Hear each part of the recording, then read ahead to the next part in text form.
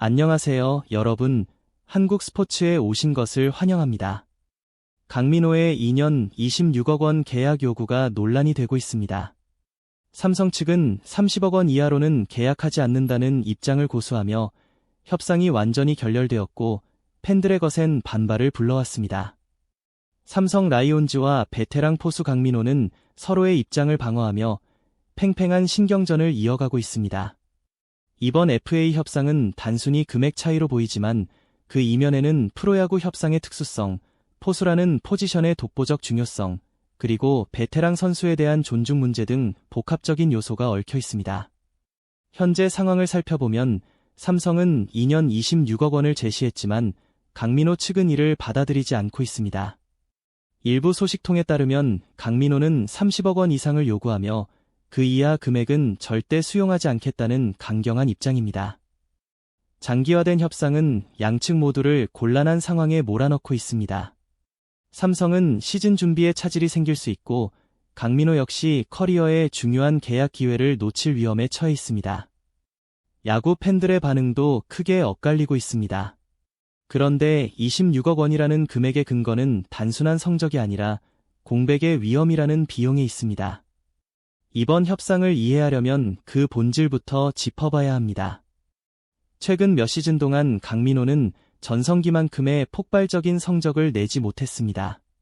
타율은 예전만 못하고 수비 능력 또한 정점에 도달했던 시기를 지나고 있습니다.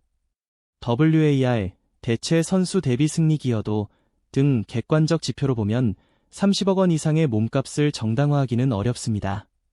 하지만 여기서 중요한 포인트는 이번 협상이 단순히 성적만을 놓고 진행되는 것이 아니라는 점입니다.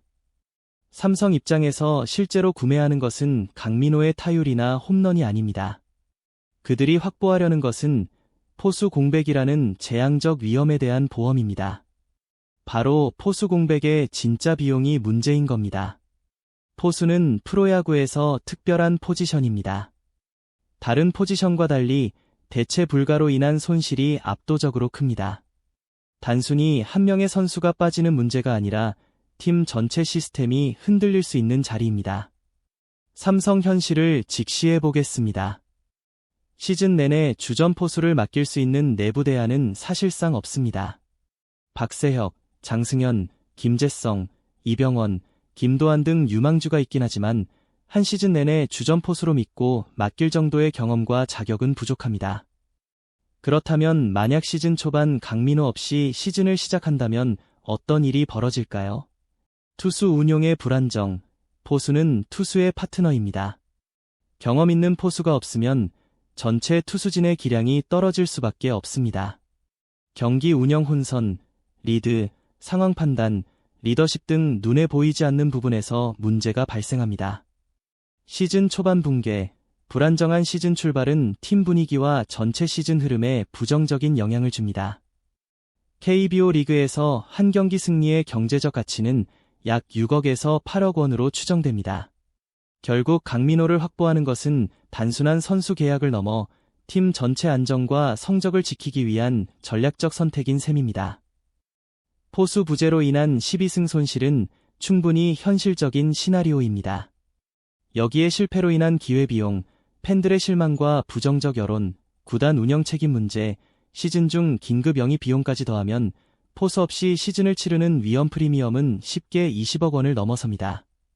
이런 관점에서 보면 강민호의 26억 원 요구는 단순한 성과 보상이 아니라 팀 붕괴 가능성에 대비한 보험료로 해석할 수 있습니다.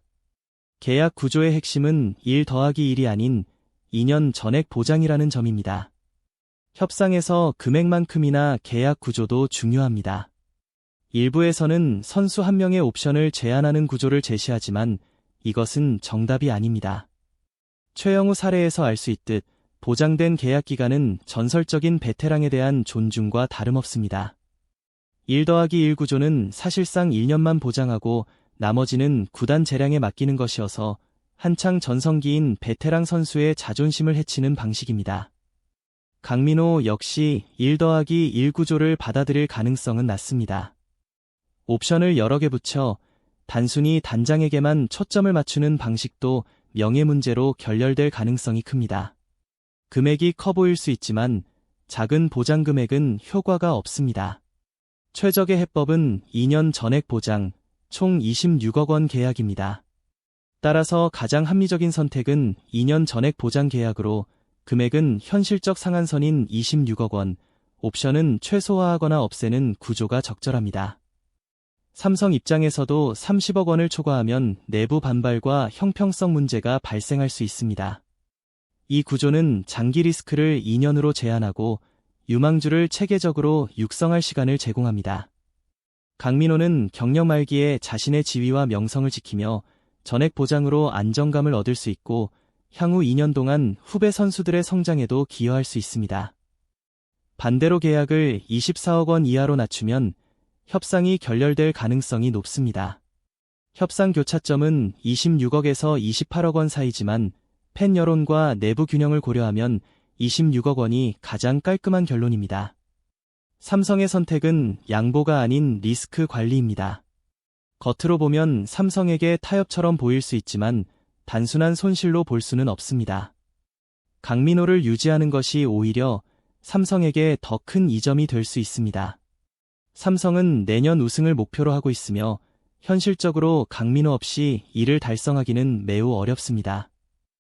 아무리 유망주가 뛰어나도 다음 시즌 전체를 책임지기 어렵기 때문입니다. 따라서 이번 양보는 손실이 아니라 리스크를 줄이는 전략적 선택입니다. 시즌 내내 안정성을 확보하고 우승 가능성을 극대화하기 위해 26억 원을 투자하는 것, 이것이 삼성의 선택이 되어야 합니다. 팬들의 반응은 폭발적입니다. 의견이 극명하게 나뉘고 있습니다. 일부는 강민호의 가치를 인정하지만 다른 일부는 과도한 요구라고 비판합니다. 외국인 선수 제한을 풀어라 라는 비판도 있습니다. 연봉만 사용하더라도 일본과 대만에는 강민호보다 나은 선수들이 충분히 있으며 KBO 선수들의 급격한 연봉 상승을 지적하는 시선입니다. 실제로 해외 리그에는 합리적인 가격에 검증된 포수가 많습니다. 말과 행동이 완전히 다른 선수, 더블 플레이만 치고 별다른 쓸모가 없다는데 26억 원이나 될까? 최근 성적을 근거로 강민호의 가치를 폄하하는 팬들도 있습니다. 타율이 예전만 못하다며 제시된 금액이 과하다고 주장합니다. 일부는 포수진이 스스로만을 위해 존재하는 것이 아니라 기아처럼 후배를 육성해야 한다고 강조하며 이 비판은 삼성의 포수 육성 시스템 자체에 대한 지적이기도 합니다. 즉, 강민호에게 과도하게 의존하는 구조 자체가 문제라는 겁니다. 중도적인 입장은 현실적인 접근을 지지합니다. 양측 모두 작은 양보를 하며 합리적 범위 내에서 타협해야 한다는 것이죠. 바로 부산 롯데에서 바꿔라, 삼성은 행복해질 것이다. 26억 원으로 마이너 팀 육성에 투자하라, 이렇게 냉소적인 반응도 존재합니다. 심지어 강민호가 다른 팀으로 이적하는 것이 삼성의 이득이라는 주장까지 나옵니다. 에이전트에 대한 비판도 있습니다.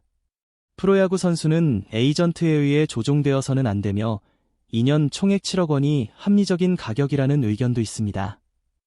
에이전트가 부동산 중개 수수료비 때문에 선수 연봉을 부풀린다는 주장도 있습니다. 실제 가치는 훨씬 낮지만 에이전트가 거품을 만들어낸다는 것이죠. 결국 이 협상에서 중요한 것은 능력을 평가하는 것이 아니라 존중을 숫자로 표현하는 방법입니다. 강민호는 단순한 통계로 평가할 수 있는 선수가 아닙니다. 그는 삼성의 상징이자 후배들의 멘토이며 팬들의 기억 속에 남는 선수입니다. 하지만 프로야구는 동시에 비즈니스이기도 합니다. 감정만으로 계약을 결정할 수는 없습니다.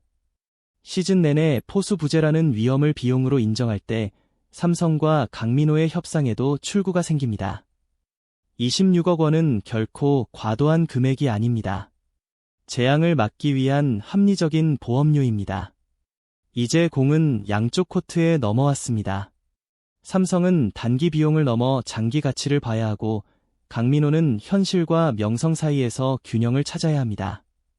협상 테이블에서 양측이 모두 양보할 때 승리하는 결과를 얻을 수 있습니다.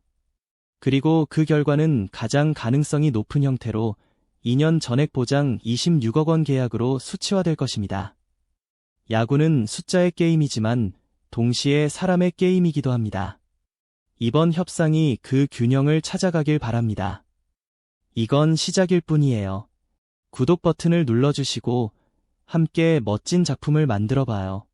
다음 편에서 만나요.